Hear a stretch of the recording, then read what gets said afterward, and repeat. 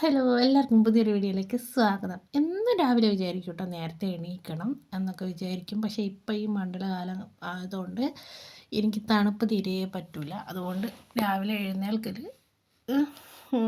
കുറച്ചങ്ങ് കഴിഞ്ഞിട്ടേ ഞാൻ എണീക്കാറുള്ളൂ കേട്ടോ. അപ്പോൾ സാമിയുണ്ട് വീട്ടിൽ. രാവിലെ സാമി വിളക്കൊക്കെ വെച്ചിട്ട് അമ്പലത്തിലേക്ക് പോയി ഞാൻ തിരിഞ്ഞ് നോക്കുമ്പോൾ കാണുന്നത് ഇതാണ്.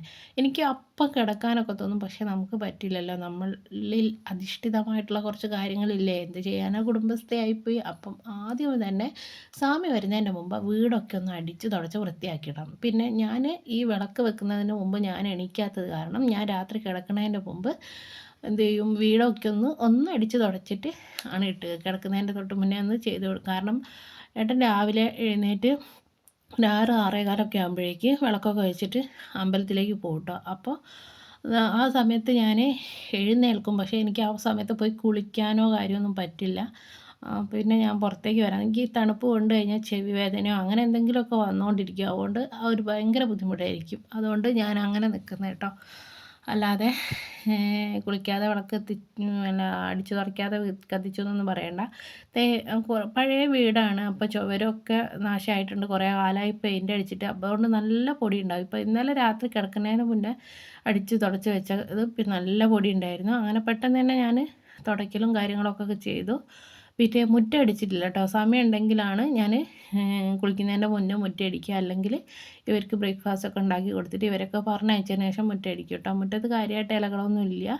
പിന്നെ വഴിയിലാണ് ഇലകൾ ഉണ്ടാകുക, മുറ്റത്ത് അങ്ങനെ ഉണ്ടാവാറില്ല. തെങ്ങിൻ്റെ പൂവൊക്കെ വീണ് കഴിഞ്ഞെങ്കിൽ എന്നല്ലാതെ. അപ്പോൾ ഞാനത് അവിടെ നിൽക്കട്ടെ വിചാരിച്ചു. പിന്നെ പെട്ടെന്നാണ് പിന്നെ സമയം പോകുന്നത് കണ്ടപ്പോൾ എനിക്ക് തോന്നിയത് ഇന്ന് ഏട്ടന് പോകാനില്ല. പോകാനുണ്ടെങ്കിൽ 7:30 ആകുമ്പോഴേക്ക് വരും. അപ്പോൾ അന്ന് വന്നിട്ടുമില്ല, 7:30 ആയിട്ടുണ്ട്. അപ്പം ഞാൻ പെട്ടെന്ന് തന്നെ എന്ത് ചെയ്തു, മുറ്റും കൂടി അടിച്ച് വന്നതിന് ശേഷം അടുപ്പിലെ വെണ്ണീരൊക്കെ വാരിയിട്ട് മാറ്റി കേട്ടോ. ഇപ്പം ഞാൻ ഗ്യാസ് അടുപ്പിൽ കുക്ക് ചെയ്യുന്നില്ല, അടുപ്പ് കംപ്ലൈൻ്റ് ആണ്. പിന്നെ ഒത്തിരി വിറകുണ്ട് അടുത്ത വീട്ടിൽ നിന്നൊക്കെ തന്നതേ.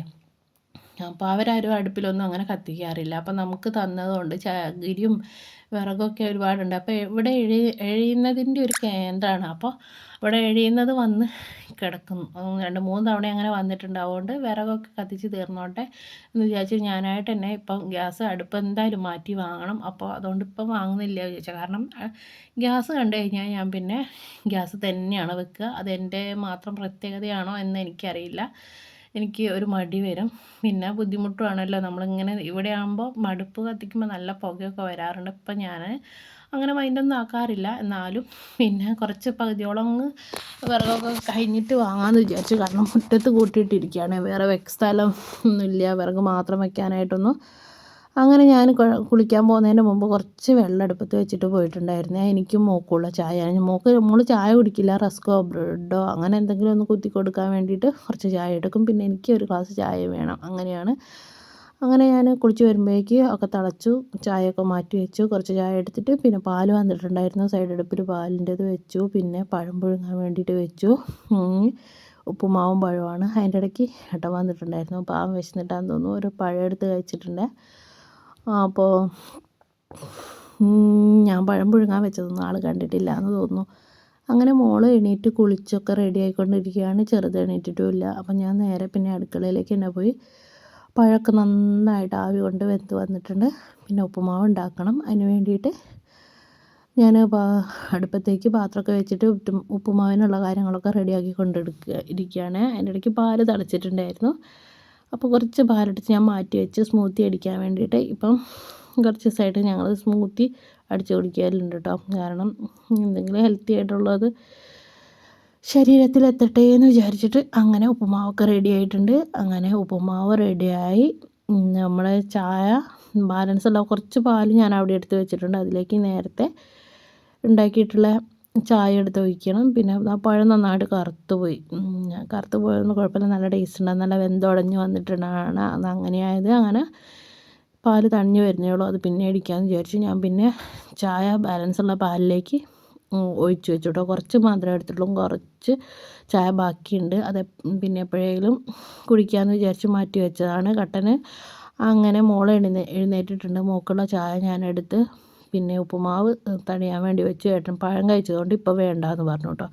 അങ്ങനെ ഞാൻ മോൾക്ക് റസ്ക് എടുത്തിട്ട് ഇത് മുഴുവനൊന്നും കഴിക്കുന്നില്ല. അപ്പം എനിക്കും കഴിക്കാമെന്ന് വിചാരിച്ചിട്ട് 2 അധികം എടുത്തതാണ്. അങ്ങനെ ഞാൻ വീഡിയോ എടുക്കുന്നത് പിന്നെ നിർത്തിയിട്ടോ. മോളെ ഒന്ന് റെഡിയാക്കി എടുക്കാൻ കുറച്ച് സമയം എടുക്കും. അങ്ങനെ ഞാൻ വീഡിയോ എടുക്കുന്നതൊക്കെ നിർത്തി ഞാൻ അവളെ കഴിപ്പിക്കാൻ വേണ്ടി പോയി. അതിനിടയ്ക്ക് വലിയ മോള് പോയിട്ടോ. അപ്പോൾ ഇവരും റെഡി ആയിട്ടൊക്കെ പോയി. അത് വീഡിയോ എടുക്കാൻ വേണ്ടി വിട്ടു. അതാണ് ഇങ്ങനെ ജനലിനുള്ളിൽ കൂടെ എടുത്ത് പിന്നെ ഞാൻ സ്മൂത്തിയൊക്കെ അടിച്ചെടുത്തു. അങ്ങനെ വരുമ്പോഴേക്കും ഞങ്ങൾ ഉപ്പുമാവും പഴമൊക്കെ ഞാൻ മേശയിൽ കൊണ്ട് വെച്ചിട്ടുണ്ടായിരുന്നു. ഞങ്ങൾ രണ്ടാളും കൂടെ ഇരുന്ന് കഴിച്ചു. ഇപ്പോൾ ഇത്രയൊക്കെയുള്ളൂ വീഡിയോ. വീഡിയോ ഇഷ്ടമാവുകയാണെങ്കിൽ ലൈക്ക് ചെയ്യണം, സബ്സ്ക്രൈബ് ചെയ്യണം, പിന്നെ ഒന്ന് സപ്പോർട്ട് ചെയ്ത് കൂടെ നിൽക്കുക. ബൈ.